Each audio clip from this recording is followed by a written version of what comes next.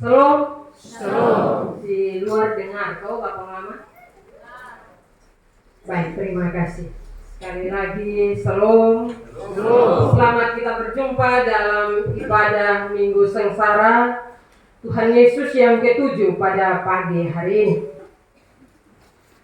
Bapak Mama, kita hari ini memasuki Minggu Sengsara Tuhan Yesus yang ke-7, di mana mendekati puncak penderitaan Yesus.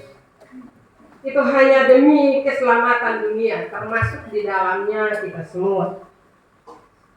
Tetapi kita juga bersuka cita karena ada anak-anak katekisasi yang akan diteguhkan sebagai anggota SID untuk mengambil bagian dalam perjamuan kudus. Bapak Mama, momen ini mengingatkan kita pada peristiwa ketika Yesus memasuki Yerusalem, bukan sebagai seorang raja yang perkasa dengan kuda perang yang kuat, tetapi dengan kelembutan dan kerendahan hati. Yesus menunggang seekor keledai muda.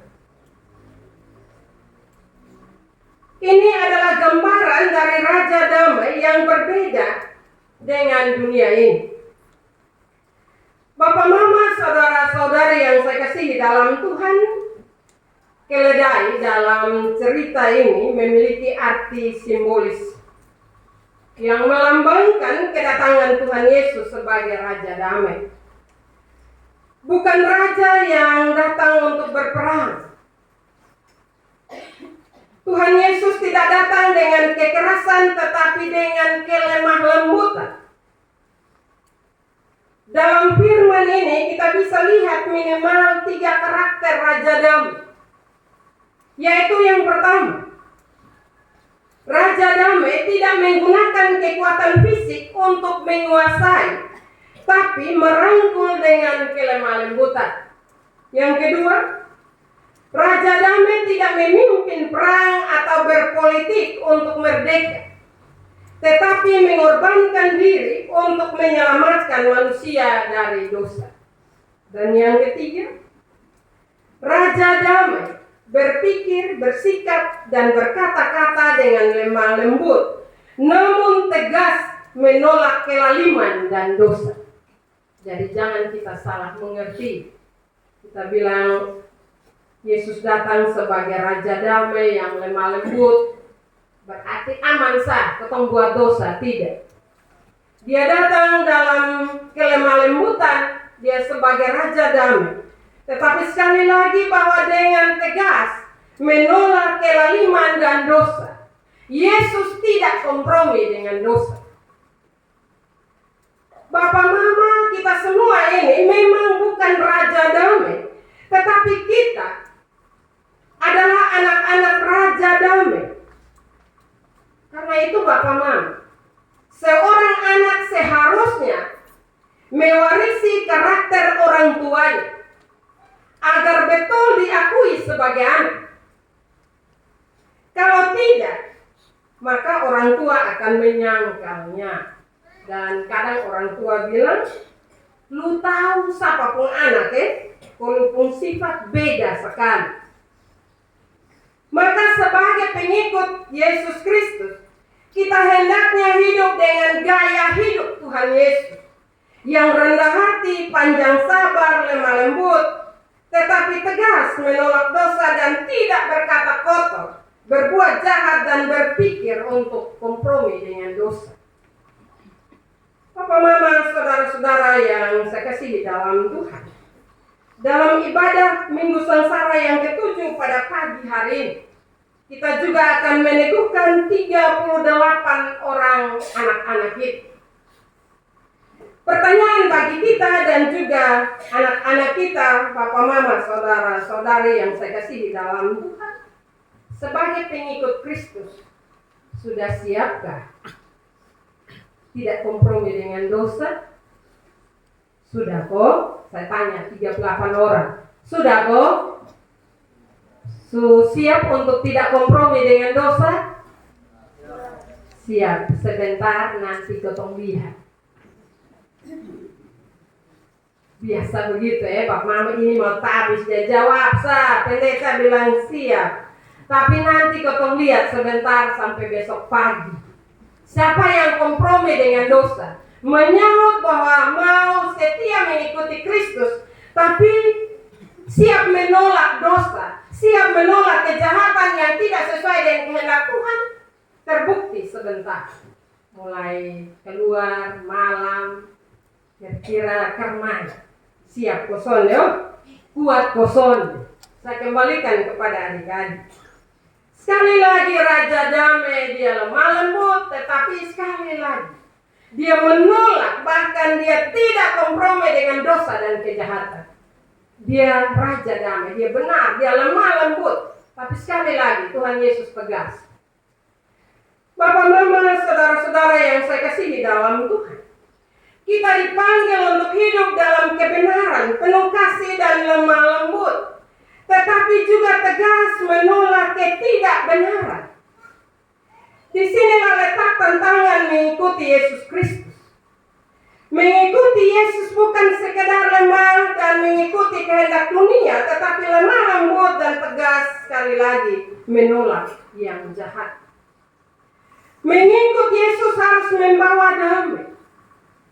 Ditabiskan dan menyatakan diri sebagai pengikut Yesus berarti menyatakan diri untuk rela berkorban bagi sesama dan dunia ini, dan juga orang-orang yang ada di sekitar kita. Rela mengorbankan keinginan dunia ini untuk mengikuti ajaran Yesus. Harus punya rela untuk tidak melakukan hal yang jahat. Hal ini Bapak Mama sering disalahpahami oleh banyak anak-anak muda Kristen. Saya harus bicara hal ini, yaitu ketika habis berdiri dan menyatakan dengan lantang bahwa saya siap mengikuti Yesus apapun tantangan dan cobaannya. Tetapi setelah habis, bukankah godaan begitu besar bagi anak-anak muda? Pindah agama, pindah gereja dengan alasan berkorban untuk cinta. Ini sama Bapak Mama dengan penduduk Yerusalem yang berteriak Hosana, Hosana. Tapi apa yang mereka lakukan?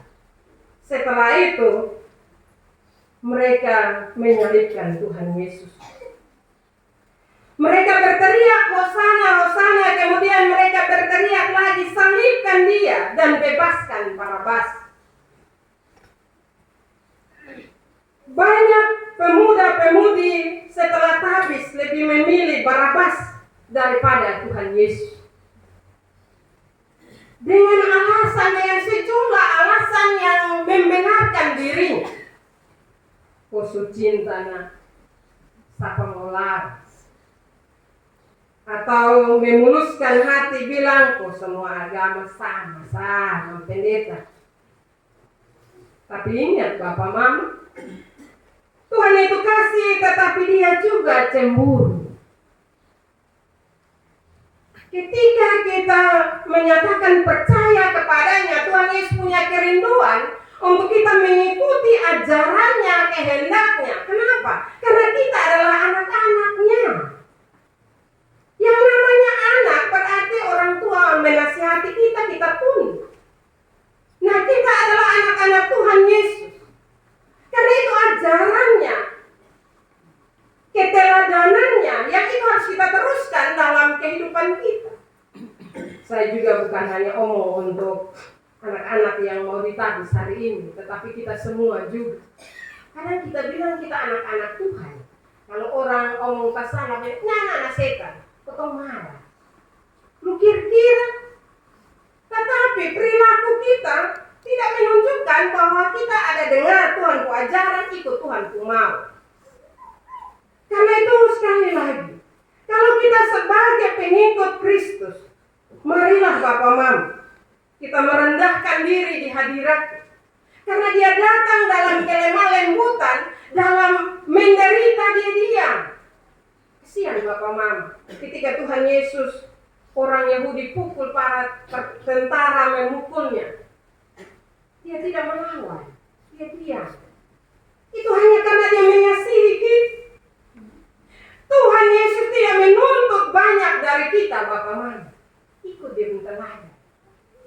dalam kelemah lembutan, hidup dalam kasih. Papa mama saudara-saudara, dalam kitab Ibrani pasal 6 ayat 6 berkata bahwa mereka yang murtad tidak mungkin diperbaharui sekali lagi, sebab mereka menyalibkan anak Allah bagi diri mereka sendiri dan menghinanya di muka umum. Papa mama saudara-saudara yang saya kasihi dalam Tuhan, sejak hari ini ketika di hadapan Tuhan dan jemaatnya, ke-38 anak-anak kekasih kita akan mengaku ingin mengiring Tuhan sepanjang hidupmu, maka jangan mundur atau murtad. Salib yang kamu pikul itu berat, tetapi juga manis dan lemah lembut. Pandanglah Allah, janganlah meniru manusia. Pikulah salibmu, jangan takut dan gentar, karena Allah selalu besertamu. Tidak saja kata-kata hiburan, tetapi itu sebuah penguatan dalam kehidupan iman percaya kita kepada Yesus. Walaupun ada tantangan, sebentar tadi Pendeta bilang, sebentar ini adik-adik akan berhadapan dengan tantangan yang menggiurkan. Saya kenapa bilang menggiurkan? Karena saya tahu papa mama anak-anak dong. Kadang anak-anak dong selalu siap, bapak mama dong yang siap memang. Siap botol dan gelas dong. Mari minum. Nah ini yang salah siapa bapak mama? Tahu orang tua apa anak yang salah? Kalau kita semua pengikut Kristus, seharusnya kita harus berani berkata tidak untuk hal-hal yang tidak sesuai kehendak Tuhan. Ada orang tua bilang, pendeta, kok dong tabis nah. Ya tabis bukan berarti kita hidup dalam kejahatan.